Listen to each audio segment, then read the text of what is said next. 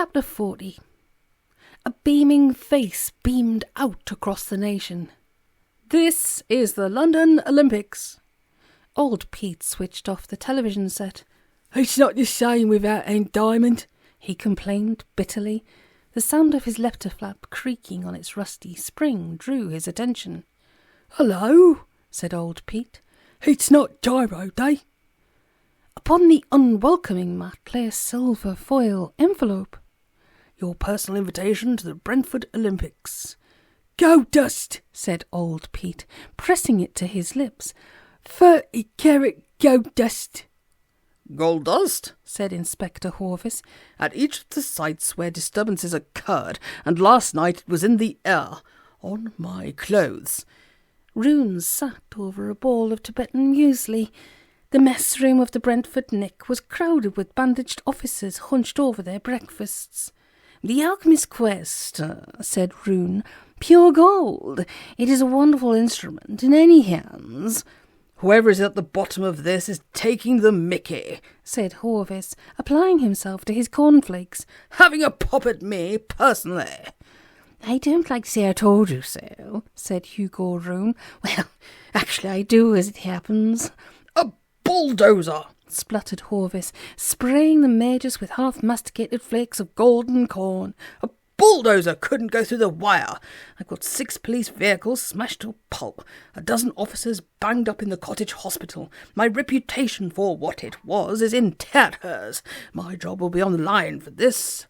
"To offer you my sympathy would be as futile as it would be fallacious. You wasted your opportunity."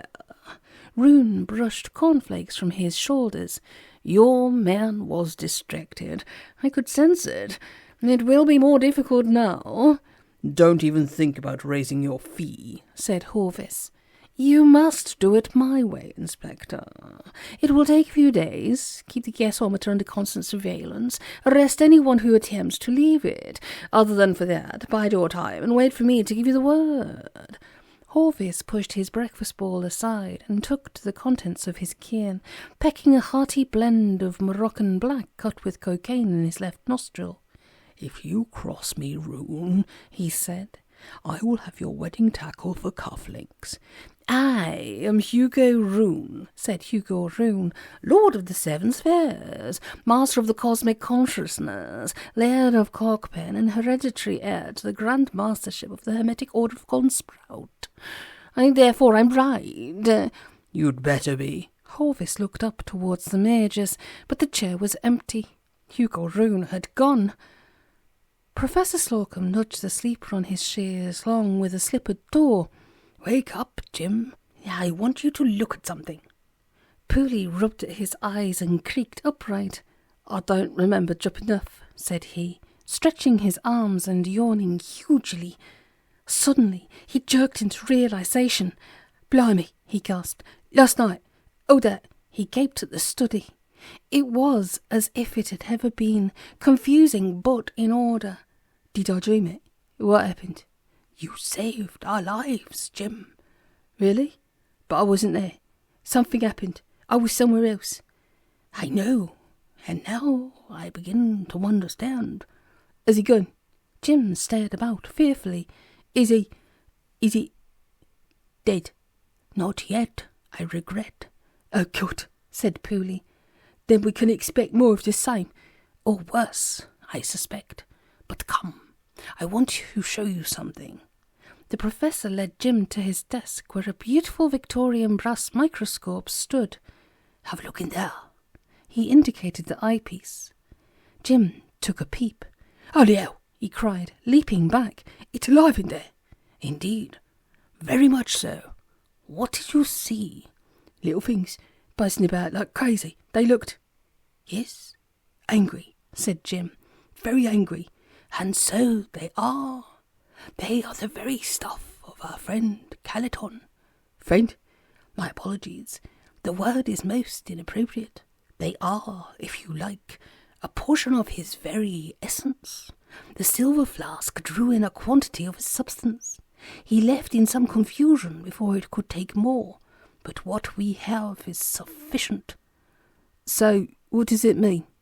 "It means that the non-man skeleton is a grex, a large body of separate organisms which, when grouped together, form the semblance of something else, either for camouflage or defense. Certain bacteria have the ability to do this when faced with starvation. They pass a message through a chain of single cells, amalgamate into a larger form, and refunction in a different manner. They lose their individuality in the course of mass survival. It's a bit early for me, said Jim. Then look upon it as a microcosm of human society.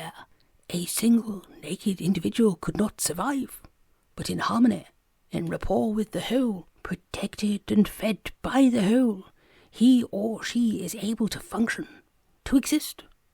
Kinship, harmony, team spirit, that is loosely how society maintains its equilibrium, as a single body. Said Jim. It's not the same. We may be part of the whole en masse, but we are each individuals, not one big homogeneous blob. It doesn't compute. Oh, it does. It may be impossible to predict what a single individual will do, but one can predict with absolute accuracy what, say, 1 million people will do at any given time. They will get up at a certain hour, go to work at a certain hour, take lunch at a certain hour. Yes, I get the picture, said Jim, although I don't like it. Every man is an island. I am not a number. I am a free man. That kind of stuff. No one could ever doubt that you are an individual, Jim. Pooley chewed upon the professor's words that might have been a compliment. If it was, he meant to savour it. He didn't get them that often. What about this soul of the world stuff? He said presently. It is an ancient belief, said Professor Slocum, universal as the flood legend.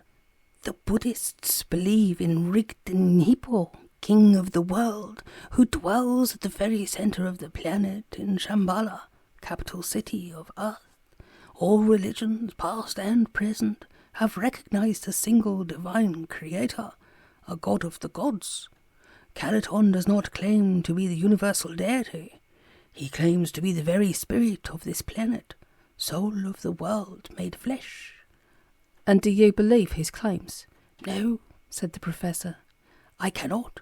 I dare not. His case is well argued. Mankind has much to answer for, but there are too many contradictions. To quote my chess-playing chum, and putting it crudely, if the earth seeks to lose mankind, it has merely to fart. Well, whoever or whatever he is, he means business. Pack up, Jim. We're not beaten yet. Professor, you say my dearest friend is dead. I have little to live for, yet. Pooley stroked his jaw. Something he said struck a chord. I'm trying to think what it was. Professor Slocum jiggled Pooley's brain cells with an unspoken word. "Ah, yes," said Jim. "I remember. About an iron tower. I was taught a nursery song about it when I was a child." "Yes. It's the ballad of the two kings of Brentford. You remember?" "Tell me." "There were two kings of Brentford who fought for a single throne. One lived in a tower of iron, and one in a tower of stone. And their armies were gathered about them, awaiting the battle cry, to fight for the kings of Brentford, to fight the kings and die." "Go on." "There's a verse that goes, and a black star rose above them, a sword in every hand, 2 feet upon the water and 3 upon the land." That's it. "There's more?" said the professor. "Can you recall?" "Nah," said Jim. "My brain is gone. Something about a final battle and a heart of burning gold, but I can't remember it." "Never mind. You have done very well. 2 feet upon the water and 3 upon the land. That is clear enough. The legs of the Star Stadium." "I'm starving," said Jim. "Then I shall ring for breakfast." "Is it on the tariff or on the ice?" asked Jim, who, despite evidence to the contrary, was still nobody's fool. "On the ice," said the professor. "You have certainly earned it." He rang a small brass bell, and gammon appeared almost upon the instant, tray in hand.